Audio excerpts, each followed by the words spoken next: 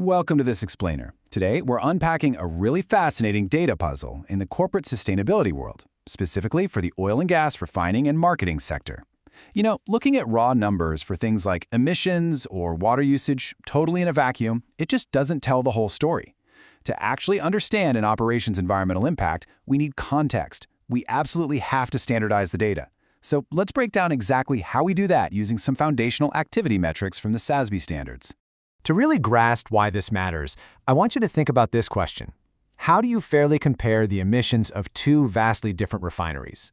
Picture it. Let's say you're an investor or maybe a regulator or just a concerned citizen keeping an eye on things. On one hand, you've got this massive, sprawling global energy giant. And on the other, you have a small, independent regional facility. If you just grab their total greenhouse gas emissions and put them side by side, it's the classic apples to watermelons problem. Of course the giant facility is going to have way higher total emissions simply because of its sheer size. But does that automatically mean it's being run less responsibly or less efficiently than the smaller one? Well, not necessarily. And that brings us to a super critical distinction in data analysis: absolute data versus normalized data. Absolute data is just the raw totals. How many metric tons of carbon were emitted? How many cubic meters of water were used? It's important stuff, sure, but it's totally incomplete. Normalized data, on the other hand, takes those raw totals and scales them by the actual size or output of the facility. Let's look at a quick example. Say refinery A emits 10 times more carbon than refinery B. If you only look at the absolute data, refinery A looks pretty terrible, right? But what if refinery A is actually 20 times larger in terms of production? When you take a step back and normalize the data, you discover refinery A is actually twice as carbon efficient per barrel of oil as refinery B. We literally need normalized data to find the truth. So, to solve this apples to watermelons problem, the industry relies on a standardized playbook. And that playbook is the SASB standards, which are now maintained by the International Sustainability Standards Board, or ISSB. Basically, these standards provide really specific industry-by-industry guidance so that companies report their sustainability risks and opportunities in a consistent, comparable way. For our explainer today, we're zeroing in on the specific standard for oil and gas refining and marketing. This document lays out exactly how these companies should measure and report their data so that everyone is speaking the exact same language. Okay, let's dive into this. How does the SASB framework actually pull off this normalization? Well, it uses what we call activity metrics. The official textbook definition is a metric that quantifies the scale of specific activities or operations by an entity, intended to be used in conjunction with other metrics to normalize data and facilitate comparison. Now, in plain English, activity metrics basically just measure how much stuff a company is actually doing or producing. They give us the denominator for all those complex environmental and social equations. They're literally the ultimate equalizer that lets us look past just the sheer size of a company and evaluate its true performance intensity.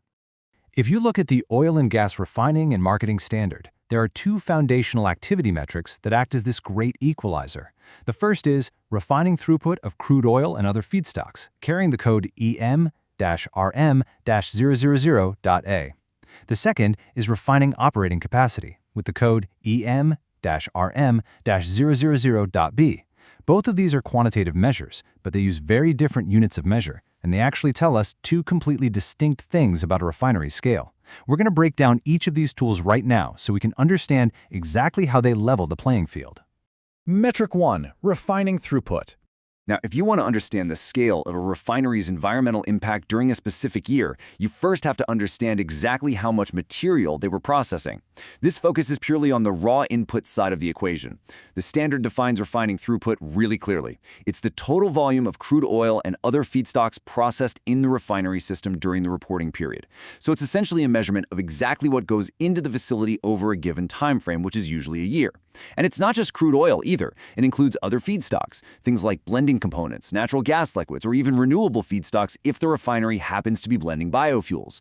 Basically, if it goes into the system to be processed, it gets counted right here.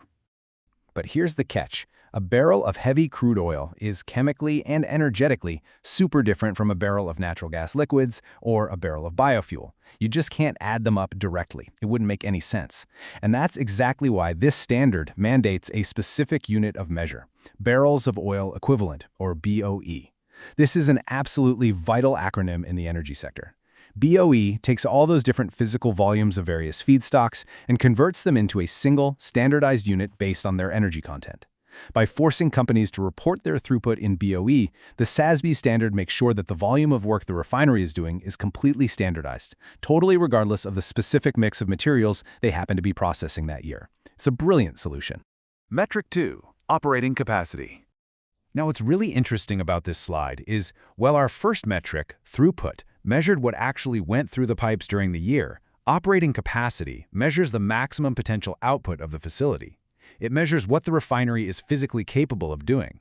And let me tell you, the standard is incredibly strict about what actually counts as operable capacity. Companies can't just wave their hands and claim they have a massive capacity if, say, half their plant has been permanently shut down and rusting away for 5 years. No way. According to the SASB standard, to be counted as operable capacity at the beginning of the period, the equipment has to fall into one of 3 highly specific buckets. First, and pretty obviously, equipment that's currently in operation. Second, equipment that is idle, so not currently operating and not under active repair, but is fully capable of being brought online and placed into operation within 30 days. And third, equipment that's not in operation but is under active repair, provided that the repair can be completed within 90 days. This incredibly strict definition stops companies from manipulating their capacity numbers to make their efficiency ratios look better than they really are. When you add up all the equipment that actually meets those strict rules, so the sum of the operating and that clearly defined idle capacity, you get the total operable capacity. And the crucial unit of measure for this metric is million barrels per calendar day, or MBPD. Now, notice it specifically says calendar day. This is actually a really important distinction because it averages out the capacity over the entire 365-day year, rather than just measuring a peak stream day where everything just happens to be running perfectly. MBPD gives us a true, realistic picture of the facility's scale of potential output. And honestly, this beautifully illustrates the whole point of this explainer. Why do we care so much about BOE and MBPD? Well, because these 2 baseline metrics give context to absolutely everything else. When an oil and gas company reports its Scope 1 greenhouse gas emissions, or the thousands of cubic meters of water it consumes in high-stress regions, or even its safety incident rates, those numbers are now viewed through the lens of its true throughput and capacity. This guarantees fair peer-to-peer benchmarking. It facilitates true accountability because investors can finally see who is actually running a tight, clean, efficient ship versus who is just, well, small. Plus, understanding true capacity and utilization helps regulators monitor the market for pricing integrity and transparency, making sure companies aren't just artificially restricting supply to manipulate fuel prices. It's a real game changer. By defining exactly how to measure activity, the SASB standard just completely removes the guesswork and the spin from corporate sustainability reports. It takes this messy jumble of raw data and turns it into a clear, comparable picture of an industry's true impact. So, as we wrap up this explainer, I want to leave you with this final thought. How does having standardized, normalized data change how investors and the public hold the oil and gas industry accountable? I mean, when we can clearly see the math, the conversation finally shifts from who is the biggest to who is the best. Thanks for joining me on this deep dive into the numbers that really matter. Keep asking the right questions and definitely keep looking for the context behind the data.